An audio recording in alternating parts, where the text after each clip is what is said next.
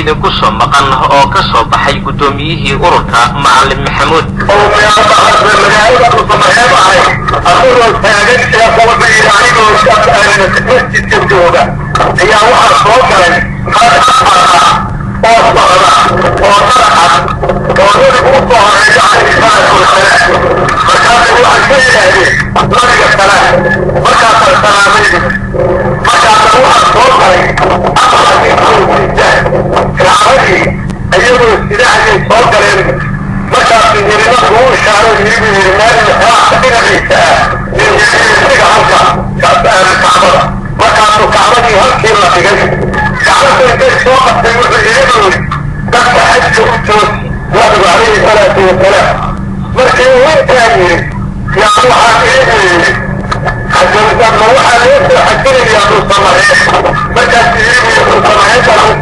hadalka Macalin Maxamuud ee ah in kacbada loo soo raray dhuusamareeb waxaa ku khilaafsan urur kale oo ay isku mabda yihiin isla markaana joogi jiray degmada Jilib ka hor xarakada mujaahidiinta al-shabaab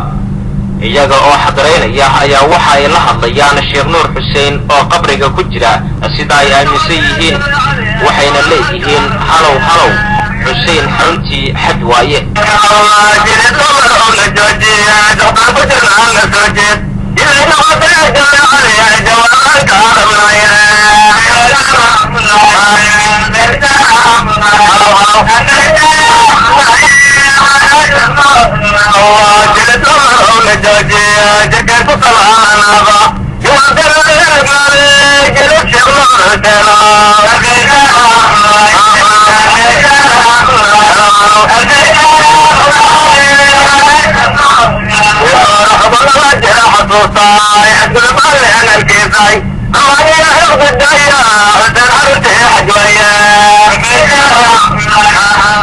inta badan culimada diinta islaamka ayaa isku raacay in ururka isku magacaabay ahlu sunna ay yihiin mushrikiin iyadoo loo eegayo ficilada ay sameeyaan iyo hadaladooda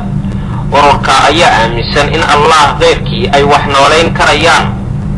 Macalin Maxamuud ayaa laga hayaa inuu yiri Sheekh Uways ayaa hadda ka hor soo nooleeyay neef geel ah oo la gowracay Sheekh Uways falay soo martiyeen oo yimaadeen markaas la yiri xirta waa ku sooreynaa Sheekh Safari markay fariisteen yaa neef geel loo gowracay awr baa la soo qabtay waa la gowracay awrkii markii haragii laga bixiyay yaa la yiri aan Sheekh Jaadin inta loo yimid baa la yiri Sheekh awr geel baan damacnay inaan xirta u qalo iyo adiga idinku marti qaadno awrkii geela waxa yeeshay nin islaameed oo kaanadii waa noqon waayay mid eg buu ahaa ninkii hadda wuxuu loo dul taagan yahay haddaan 20 ratigiisaan aqbali ma yaratigiisii marka see la yeela miyay ratigiisii ratigi waa kan haragga laga bixiyo la gowracay waa hore hilbihiis in la jarjaro kaliya noo dhiman markaas iyo haraggiisii saara haraggii baa la saaray markaas iyo qum biidnihi ma dhihin xataa biidnillah qum biidnihi markaas hore ka istaan